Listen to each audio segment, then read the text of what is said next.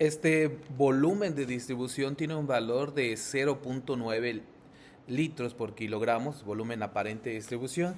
Una persona promedio de 70 kilogramos, pues tendrá aproximadamente 63 litros de volumen de distribución.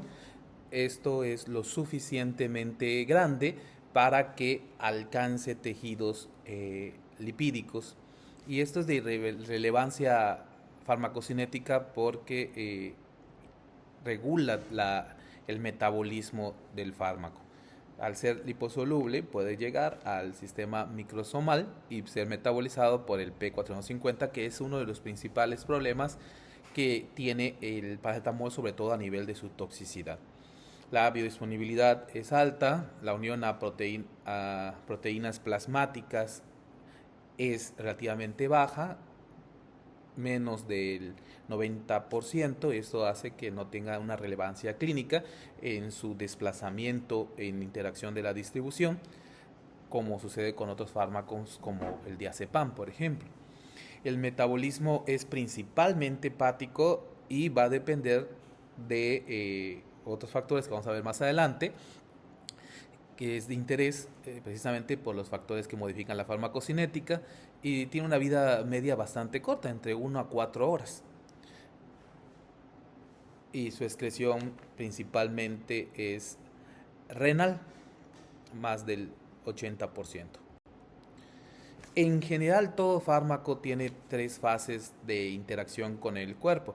Desde que se administra en el sitio de administración y en la forma farmacéutica, esa fase se denomina farmacéutica y es propio de estudio de la biofarmacia, que principalmente se enfoca en los procesos de liberación del fármaco, que sería la disolución, la desintegración, la penetración y la permeación del principio activo. Propiamente la fase farmacocinética, cuando ya el principio activo está soluble, entonces se daría el proceso de absorción, distribución, metabolismo y excreción, conociendo al conjunto de metabolismo y excreción como eliminación del fármaco y los 3, distribución, metabolismo y excreción, como la disposición farmacéutica. Y la farmacodinamia, que ya sería alcanzar con el sitio blanco, con la molécula, ya sea ácido nucleico, proteína o lípido, con la que va a interactuar. Y los factores generales que modifican la farmacocinética, pues son los iatrogénicos, que dependen de la dosis, la vía de administración, la forma farmacéutica, el excipiente. En el paracetamol es muy importante porque a dosis bajas se metaboliza principalmente. Los procesos de biotransformación son de 2 fases. La fase 1, que es la de hidrólisis, y la redox, reducción y oxidación, y la fase 2, que es la conjugación, y que no ocurren necesariamente en ese orden. Principalmente si el fármaco, como en este caso el paracetamol, por su estructura de fenol, tiene ya grupos libres, pues puede entrar directamente a la fase 2 de conjugación, generalmente con sulfato y con glucoronato. Recordar que bioquímicamente no ocurre esa reacción, se necesita un proceso de activación, por ejemplo el UDPG, que es uridín difosglucoronato, que es un compuesto más activo que va a transferir el glucurónico al fármaco y generar el O-glucoronato, precisamente porque el proceso va a ser sobre el grupo fenólico, o el PAPS, que es el que va a permitir la formación con el O-sulfato. Esto no supone ningún peligro y daría metabolitos del paracetamol muy solubles. Ya recuerda que está en el límite de la solubilidad, prácticamente por un carbono. Por lo tanto, el aumento de los grupos funcionales polares que tiene el glucoronato, muchos hidroxilos, fácilmente lo solubiliza y lo elimina en orina. Pero el problema, y esto va a radicar en, por ejemplo, en la diferencia etaria, porque los niños, por su madurez metabólica, principalmente lo metabolizan por conjugación y no hay ningún problema, por eso es relativamente seguro en niños. Pero los adultos, que ya tenemos otros sistemas, sobre todo el P450, y al ser relativamente liposoluble y llegue al microsoma, es metabolizado por el P450 y lo vamos a ver más adelante, va a generar metabolitos tóxicos que pueden causar incluso necrosis hepática y el daño si aumenta la dosis o también si se toma concomitantemente con un inductor. Antes, cuando se administraba fenobarbital, que es un inductor del P450, a la misma dosis, pero por la inducción del fenobarbital, pues causaba infarto hepático. Obviamente la forma farmacéutica, los excipientes pueden interactuar sobre todo a nivel de la liberación, de la absorción y de la disolución. También el segundo factor son idiosincráticos, es decir, propios del individuo. El individuo como ser comunitario o como ser individual. Como comunitario, pues la cultura, el oficio que se realice, si está expuesto a gases, a contaminantes, pues modifican su farmacocinética, especialmente en el metabolismo, o por el tipo de alimentación. Por ejemplo, los esquimales que consumen más lípido, pues tienden a ser mayores metabolizadores de lípidos. Y genéticos, que es propio de toda la población, o individuales, ya sea desde el punto de vista epigenético, ambiental, entre otras situaciones particulares de cada individuo, y como entre ellos destaca el grupo etario, es decir, como la edad influye en la farmacocinética. Habíamos visto que los niños principalmente metabolizan por conjugación, los adultos también, pero cuando se satura esa vía empieza la fase 1, sobre todo la oxidación, que provoca estrés oxidativo y daño hepático. Y también la enfermedad que pudiera tener el individuo, hay que tener en cuenta, porque la enfermedad cambia las condiciones metabólicas, bioquímicas del individuo. Por ejemplo, no es propiamente una enfermedad, pero el embarazo cambia la distribución, el metabolismo. También podemos tener los mecanismos fisiopatológicos propios de la enfermedad, sobre todo si afectan los principales órganos.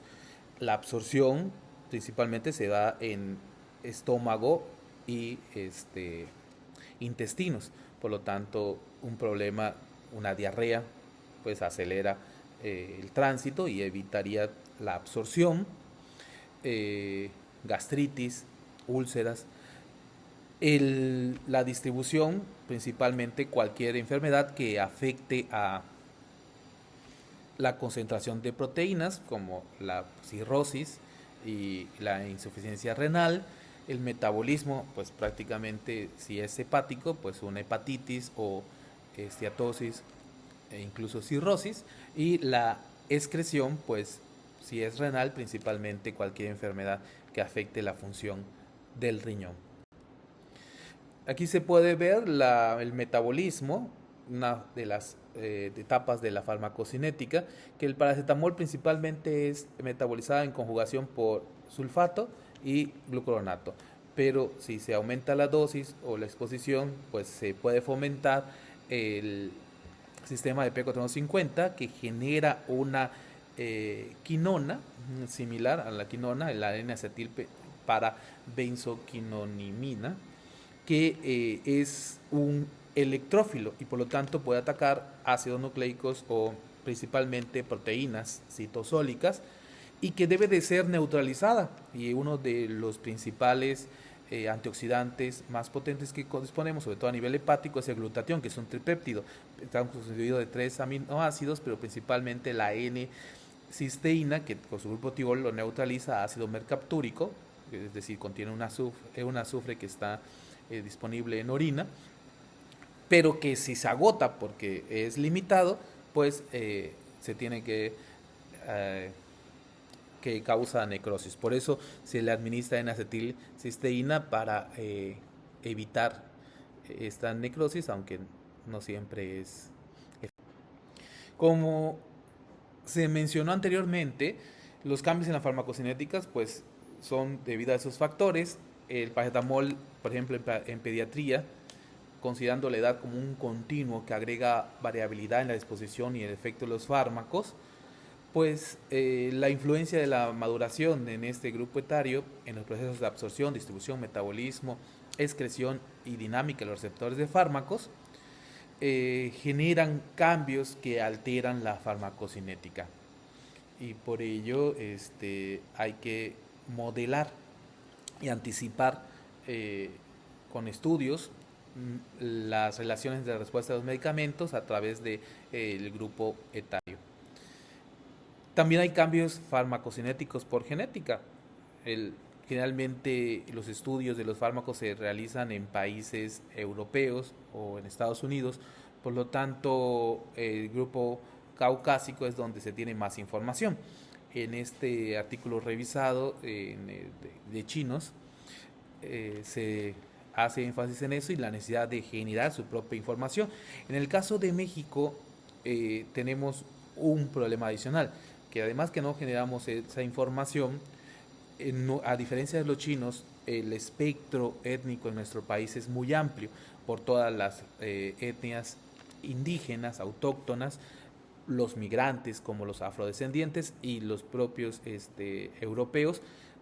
Hacen una complejidad y hay diferencia, por ejemplo, en nuestra región, en los grupos mayas, en los grupos mestizos, y si hay otro tipo de etnia, pues va a ser diferente, a pesar de que todos somos incluidos dentro del término mexicano. Estudios publicados sugieren que los factores ambientales y genéticos causan diferencias individuales en la disposición del paracetamol. En comparación con datos publicados en este estudio, la media del paracetamol fue considerablemente más larga, la vida media, y el aclaramiento oral pues fue menor. El aclaramiento o el clearance, recordemos, es el parámetro farmacocinético de multiplicar la constante de eliminación por el volumen aparente de distribución. Por lo tanto, si aumenta la vida media, disminuye la constante de eliminación y eso hace que el aclaramiento también disminuya. Es decir, la velocidad con la cual se depura la sangre es más lenta. Y esto se hizo con comparación de otros grupos caucásicos como australianos, ingleses, estadounidenses y también daneses, españoles y sudafricanos. Sin embargo, se encontraron similitudes en los parámetros farmacocinéticos entre los sujetos de las islas chinas, Hong Kong y los chinos continentales, porque a pesar de que estén geográficamente muy diversos, pues los chinos son una raza muy conservada. Los parámetros farmacocinéticos observados del paracetamol en sujetos chinos de Hong Kong pueden ser diferentes de las otras poblaciones étnicas y por eso se necesita más estudios para ir haciendo el análisis en los casos